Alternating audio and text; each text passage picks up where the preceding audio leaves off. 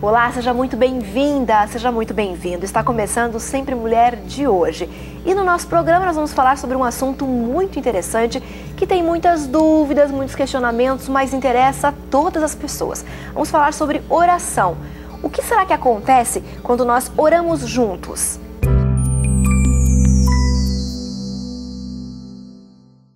É sempre muito bom falar sobre oração, sobre como conversar com Deus, a forma como Deus se manifesta, como Deus age, como Deus responde.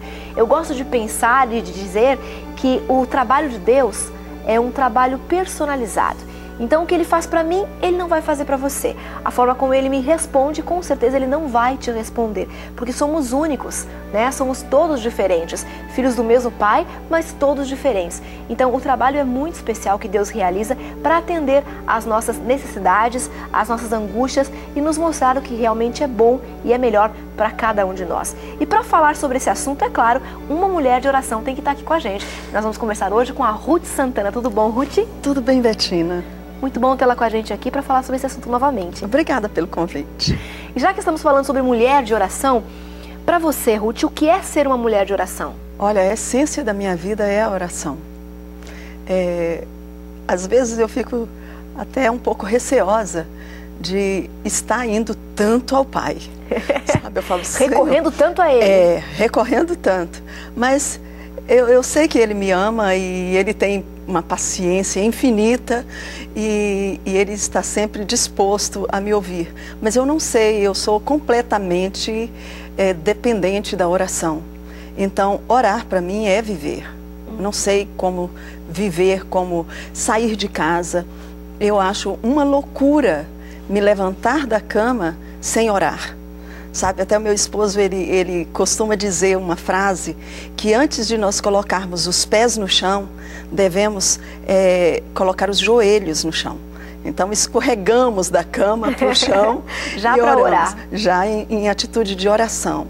Né? Para você que é uma mulher de oração, que está constantemente, né, em contato com Deus, conversando com o Pai, é muito fácil acreditar e confiar, né, nas respostas de Deus e no tempo de Deus. Mas hoje em dia as pessoas não conseguem confiar, né, não conseguem se entregar de fato. Você atribui isso a quê? Por que as pessoas não conseguem confiar em Deus? Nós vivemos num mundo muito mau. As pessoas estão desprovidas de sentimento. Até mesmo dentro da família, você vê que quantas famílias não existe a traição. Traição não só do cônjuge, né? Mas até de filhos. Então, esse contexto que estamos vivendo, no mundo cruel, no mundo amargo, no mundo frio, acaba refletindo nos nossos sentimentos e na nossa fé. Então, muitas vezes você fica, se eu não posso acreditar numa pessoa que eu vejo, que eu converso, que eu posso ver as atitudes e também as reações dela, como que eu vou acreditar num ser que eu não conheço e não vejo, não é? Então, daí a descrença, não é? E como trabalhar esse lado? Né? Como passar da descrença, né, para a crença, para a fé em Deus? É uma atitude. Você viu que eu estou te sabatinando hoje aqui, eu estou né? vendo. Estou te perguntando aqui, né? Para compartilhar a sua experiência mesmo. Sim. Isso aí vai muito do que você quer para a sua vida, sabe? Você chega num ponto em que nós temos que nos decidir. Ou eu me apego com Deus, que Ele é a fonte de tudo, de todo o poder, de todo o amor, de toda a sabedoria, da vida. Ou eu entrego tudo e vou viver uma vida sem esperança, sem paz, sem amor, não é? Então, diante disso, o que você deve fazer? Busque ao Senhor, porque Ele está pronto a nos atender. Busque ao Senhor, mas como buscar ao Senhor? Tira tempo. Sabe, hoje na mídia até se fala muito em meditar. Tire tempo para você ficar meditando, sabe? Esvazie a sua mente e não pense em nada. Eu já digo o contrário, esvazie a sua mente sim, mas pense em Deus. Vá para um lugar calmo da natureza. Se encha de Deus. Isso. E permita-se conectar com Deus. Pegue a frequência, o Espírito Santo, ele vai te colocar na frequência que vai direto ao coração do Pai. Com certeza. Né? Então, permita-se sentir essa experiência, passar por essa experiência, sentir o amor de Deus, a paz que vem de Deus. E aí você vai começar a experimentar. Você vai sentir na primeira oportunidade que você tiver, a sós com Deus. Mesmo que você, eu não quero ler a Bíblia, tudo bem por enquanto. Porque depois você vai sentir fome. Você vai sentir fome. E aí você vai procurar o pão da vida, né? A palavra de Deus que é repleta de poder. Né? Então, mesmo que você não queira a Bíblia, vá para um lugar da natureza, o mar, né? Uma grama, umas flores. Comece a contemplar, ouvir o canto dos pássaros e peça a Deus. Permita-se sentir isso. Peça a Deus para que Ele fale com você e Ele vai falar. Hoje, diante do imediatismo que o mundo vive, dessa loucura, dessa correria, dessa agitação em que todas as pessoas vivem, parece quase que impossível você parar, né, ir para o meio da natureza, ir para o campo, para a serra, para o mar, enfim, para algum lugar que te coloque em contato com a criação de Deus, né? E parar para pensar, para refletir, para conversar com Deus. De repente, alguém em casa pode estar nos acompanhando, Ruth, e pensar, isso é loucura, como é que eu vou fazer isso? Não tem como. Mas você vai sentir necessidade de fazer isso à medida que você começa a aproximar de Deus, né? Começa a abrir o seu coração e permitir que Ele realmente faça parte da sua vida. Você vai sentir vontade de estar perto dEle. E estar perto dEle também é estar longe de coisas que tiram a atenção dEle. Né? Pelo menos uma vez por dia, em algum momento do seu dia, da sua semana, você precisa esse contato mais próximo, mais íntimo, né, bem individualizado, né, personalizado, né? Mas de repente alguém pode estar nos acompanhando, Ruth, pode pensar assim, puxa, elas não fazem nada sem conversar com Deus. E pode passar pela cabeça dessa pessoa um certo conformismo, né? Ela se acomoda, ela não faz nada sem que Deus diga. Há uma diferença muito grande entre fazer a vontade de Deus, né, e não fazer nada, né, esperando que Deus haja. Dá pra diferenciar isso. Sim, sim. Porque desde o momento em que você estabelece essa comunicação direta com o céu, é muito rápido. Você não precisa ficar acomodado na sua casa, deitado, esperando para que Deus te fale o que você deve agir. Não, sabe? Deus é um ser também muito dinâmico. E o Espírito Santo vai nos falando. Mas eu não ouvi aquela voz poderosa. Não precisa você ouvir aquela voz poderosa. Às vezes é uma voz bem sutil. É muito sutil, muito suave, até mesmo no silêncio, né? Elias experimentou ouvir a voz de Deus no meio do silêncio, né? Então, Deus está sempre pronto a nos falar. E assim no momento em que você precisa tomar uma decisão, porque a nossa vida é feita de decisões. De escolhas, né? Escolhas. A todo momento nós temos que escolher, não é? Então, se você, desde o primeiro momento do seu dia, você pediu a Deus, Senhor, eu coloco diante de Ti a minha vida e a minha família, para que o Senhor o conduza durante este dia, não tem como você errar. Sabe? Ele vai te conduzir. A própria palavra de Deus diz que você vai ouvir uma voz dizendo, este é o caminho, seguir por ele. E você vai ouvir. Porque Deus é um Pai fantástico, um Pai que Ele cuida personalizado de cada um, né? Diante das minhas necessidades, Ele vem com o seu cuidado e também com o seu comunicado. Ele vai me falando, Ruth, faça isso. Ruth, isso não, sabe? É sempre assim. Como também ele fala, Betina, é por ali. Betina, agora não, né? E esse comunicado de Deus pode ser, às vezes, essa voz sutil que a gente ouve, né? Pode ser a sensação que você tem de ir por um lado e não pelo outro. Pode ser uma música, de repente, alguma frase que te salta aos ouvidos, né? Pode ser alguma imagem, uma coisa que te salta aos olhos. Então, Deus age de várias formas, como eu falei no começo, de maneira personalizada, né? Então, como ele fala com a Ruth, certamente não vai ser a mesma forma que ele vai usar para falar com você, porque você é diferente da Ruth. Então, ele vai utilizar alguma ferramenta, algum meio que toque você, para que você possa perceber a vontade dele. Até um amigo ele pode usar. Exatamente. Não é? Um filho que chega e fala, por que você não faz isso, mãe, né? Ou pai, né? Um amigo, o seu chefe, ou o seu colega. Exatamente. Ele vai usar aquilo que estiver mais próximo. Ele sabe como chegar até você, Só Ele sabe. Muitas vezes nem nós sabemos, nem nós nos conhecemos tão bem. Mas Ele sabe. Então Ele vai usar este meio para te alcançar. É importante que você fique aí ligado, né? Fique atento, fique em observação, para que você possa perceber, quando Deus manifestar esses sinais, que podem ser os mais variados, você possa perceber que realmente é a vontade de Deus. E a Ruth falou uma questão que eu acho muito importante, que é antes de colocar os pés no chão, colocar os joelhos, né, quando acordar de manhã. Então é bom que você saiba que nesse mundo existem duas forças. Apenas duas, né, Ruth? Só duas. As forças do bem e as forças do mal. Não existe mais nenhuma outra. Não existe um terceiro caminho. Existem dois caminhos. Então, se ao acordar, você não entregar o seu dia, a sua vida para Deus, certamente alguém vai guiá-lo, mas não será o Senhor. É verdade. Né? Então, por qual caminho você vai andar nesse dia? A escolha também foi sua, né? Foi feita logo no início da manhã, logo no início do dia. E quando a gente consegue conversar com Deus, quando a gente consegue orar e perceber a presença dEle, coisas maravilhosas acontecem. Olha só a história de hoje. A história de hoje trata de milagre da vida, ou por que não dizer sobre vidas. Vem da vida da Paula, que compartilha conosco a sua experiência no momento de desabafo. A Paula, ao casar-se, se utilizou do método científico da medicina regulamentado no país, do DIU, para que ela não engravidasse, por uma questão de prevenção, no início do seu casamento. Pós-casamento da Paula, sua irmã veio a se casar e, na tentativa de engravidar, ela encontrou algumas dificuldades. Os médicos se reuniram e descobriram que a irmã de Paula estava com trombofilia. Isso foi bem sério no meio da sua família. E os médicos deram um conselho para que todas as mulheres da família fizessem os exames para perceber se não teriam a mesma doença. A Paula também descobriu ter a mesma doença e, ao mesmo tempo, ela se utilizava aí do DIU para poder prevenir, porque uma mulher com trombofilia não poderia vir a engravidar.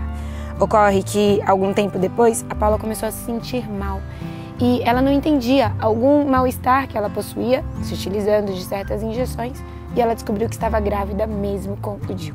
O médico, surpreendido com a informação, desejo da Paula e do seu esposo, pelo qual ela estava orando já há tanto tempo, disse que aquela gravidez poderia ser de risco, tanto colocando a vida do feto como a própria vida dela em exposição e perigo. Mesmo assim, com o risco de entupir as suas veias, com o risco dela ter a sua vida comprometida, a Paula e seu esposo permaneceram com a decisão de manter aquela gravidez e se utilizaram de todas as injeções necessárias fazendo o tratamento. Logo depois, a Paula veio a ter o seu primeiro filho. Por uma questão aí de precaução, ela continuou a fazer o seu tratamento e no decorrer pós-nascimento desse filho, a Paula ficou muito satisfeita e o seu esposo também, mas ela continuava a ter alguns problemas de saúde. Passado mais um ano, depois desta situação complicada, do primeiro parto complicado, a Paula foi novamente surpreendida por mais uma gravidez.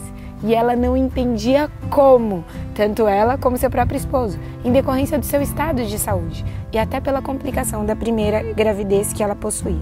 Então eles estavam orando por uma menina, porque pensavam que seria um presente de Deus eles terem um casal. O primeiro foi um menino, a segunda gravidez, então, ela pedia por uma menina e quando ela foi surpreendida com esta informação, logo depois, o seu marido correu para fazer a vasectomia, porque decidiram então que ela não poderia engravidar mais, considerando a sua situação de saúde frágil.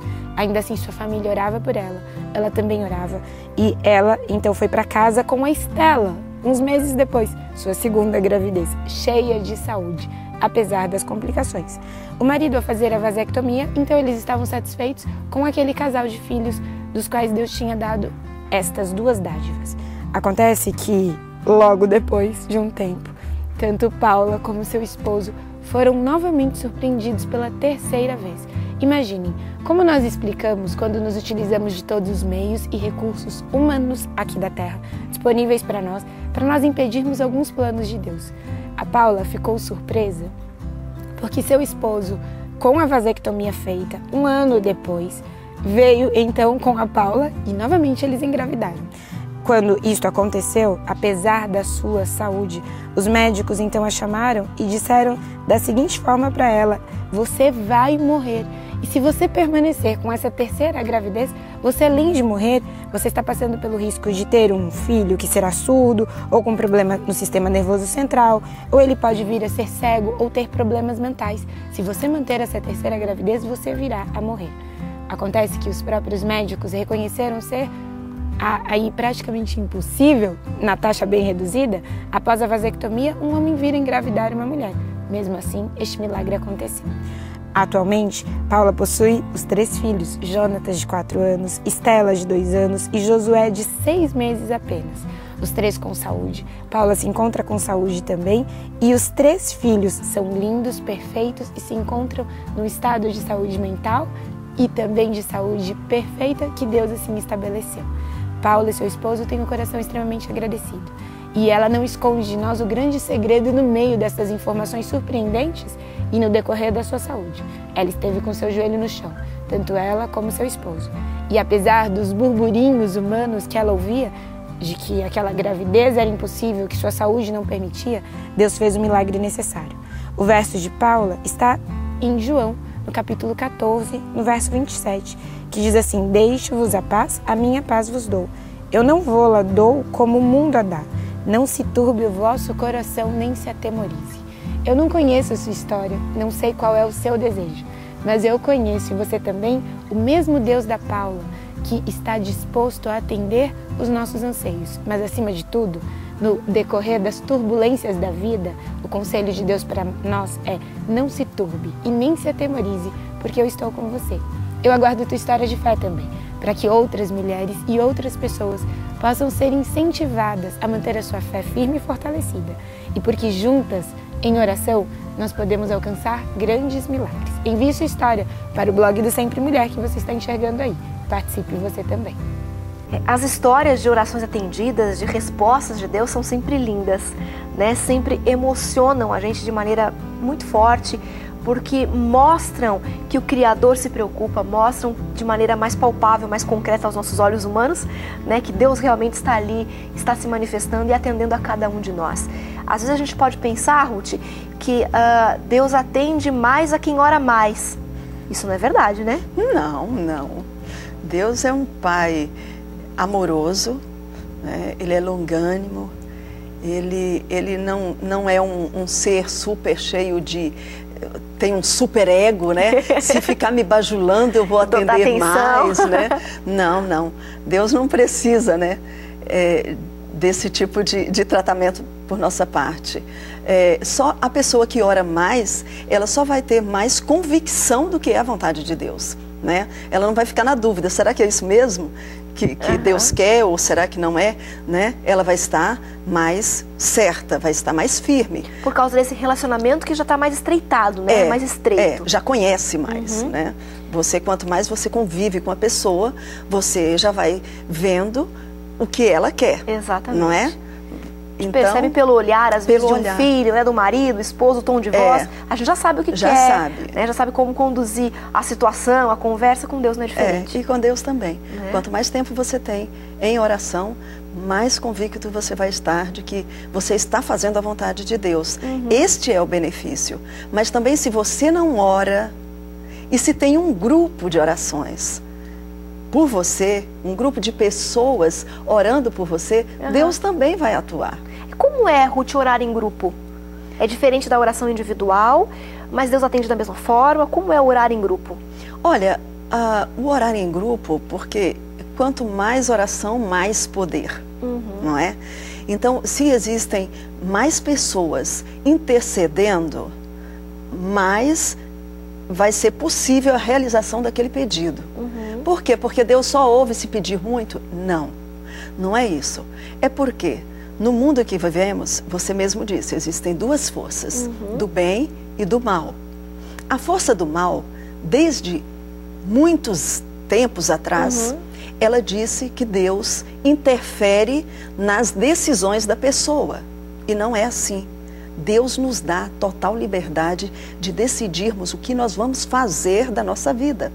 Deus nos dá total liberdade de decidirmos a quem nós queremos servir. Então, diante do pedido de um grupo de oração, quanto mais pessoas estiverem pedindo por aquele objetivo ou por aquela pessoa, mais razões Deus vai ter para apresentar para as forças do mal por que ele atendeu. Não que ele precisa apresentar alguma coisa. Não. Mas como ele é justo, como ele é infinitamente bom, ele gosta de fazer isso para que a gente possa perceber que realmente ele está fazendo certo, né? Embora a nossa avaliação é muito limitada. Limitada, né? Finita, né? Exatamente. Mas a própria palavra de Deus diz que nós somos espetáculo ao universo, sabe? Então todo o universo está, os mundos que existem, que nós não sabemos onde estão, não estão na nossa esfera, né? Mas nós sabemos pela palavra de Deus, a palavra de Deus diz isso, claro. Deixa claro. Então, estes outros mundos estão observando o que acontece aqui. Então, e já foi disseminado neste mesmo tempo atrás, quando o inimigo de nossas almas disse que o nosso Senhor não era justo, que impunha, né? Então, essas pessoas, esses outros seres também ficaram conhecendo essa filosofia do inimigo. Essa nova teoria, né? É a nova teoria do inimigo. Que ele tenta provar até hoje, né? Tenta provar.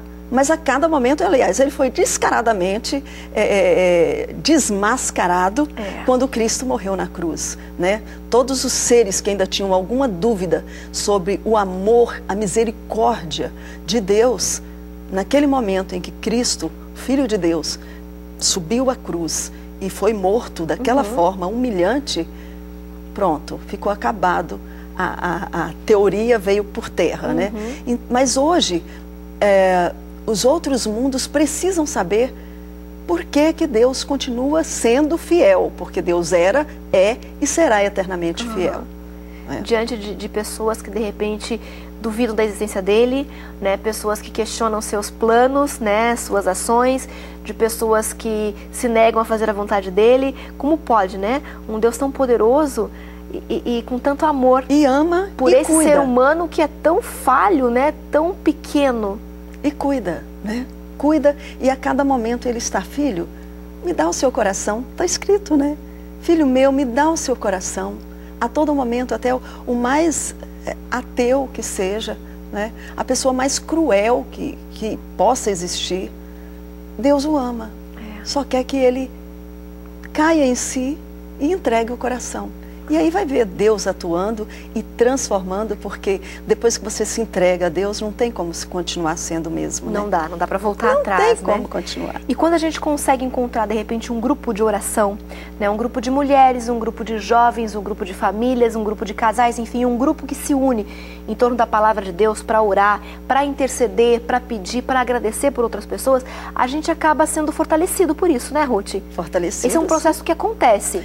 Porque no momento em que nós começamos a orar, o maior benefício vem para nós mesmos. Porque você entra em contato direto com Deus. Sabe o que é isso? É muito fantástico isso.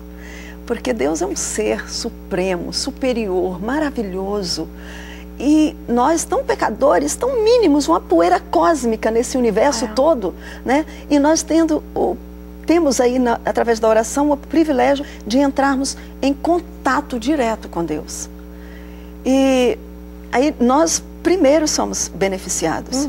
E depois, aquelas pessoas por quem nós estamos intercedendo começam a receber os benefícios da nossa oração. E nós vamos vendo os respingos, né? O mundo sendo transformado, né? É como um lago em que você joga uma pedra e começa aquelas ondinhas. Aquelas ondas. E elas chegam até as margens. Exato. Né? E assim é a oração intercessória. Esse mundo que você fala, um mundo transformado, de repente pode ser a sua casa, né? O seu mundo ser transformado, né? E nós mulheres temos um papel muito importante dentro da família, né? Como intercessoras, como mulheres de oração, com força, com contato com Deus, para que a gente possa influenciar nossos filhos, para que a gente possa auxiliar nossos maridos, para que a gente possa contribuir com o ambiente onde a gente trabalha, com as pessoas que convivem conosco. Nós temos um papel muito importante que Deus nos determinou, né? E que às vezes a gente se nega, né? Não quero conhecer meu papel como mulher, não quero saber o que eu tenho que fazer, vou fazer o que eu acho que tem que ser feito. E não, e nós mulheres temos um papel importante dentro da oração. E é um privilégio, não é? Privilégio. É uma oportunidade enorme. Nossa, você poder ser um conduto de Deus para outras pessoas. Isso é maravilhoso. Então, se nós tivermos um pouco de sabedoria, nós vamos nos agarrar a isso com força e vamos desempenhar essa função que Deus nos dá a oportunidade de termos, né? E a oração intercessória, essa oração feita por grupos por outras pessoas, ela tem um poder fora do comum. Nós não podemos nem dimensionar, não temos noção.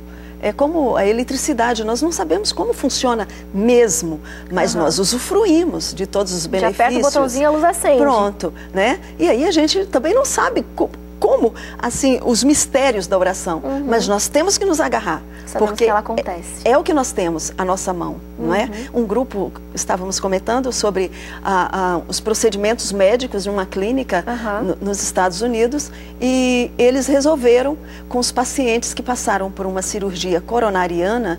Então eram 50 pacientes, dividiram, todos esses 50 passaram pelo mesmo procedimento, tendo o mesmo tipo de doença. Eles dividiram em 25 doentes recém-operados e os outros 25. Por esses 25, eles entregaram os nomes deles para um grupo de oração intercessória. Um grupo de pessoas que ficariam orando por esses 25 pessoas do grupo A.